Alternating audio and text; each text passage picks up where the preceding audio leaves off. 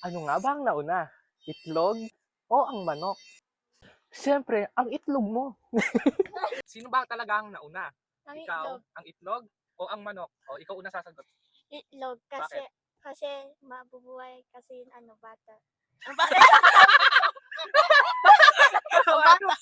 O ikaw, bakit manok ang nauna?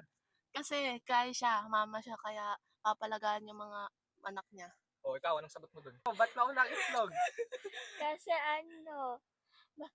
magiging na siya, mama.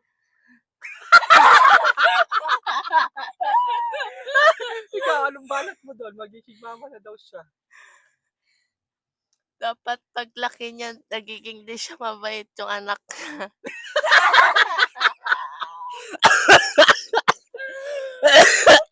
O ikaw, ba't nauna ang itlog? Kasi magiging na siya. Magiging matanda na. Wala yan. O ikaw, last. Bakit nauna ang manok? Explain mo sa kanya. Kasi Nasi? Anong nasi?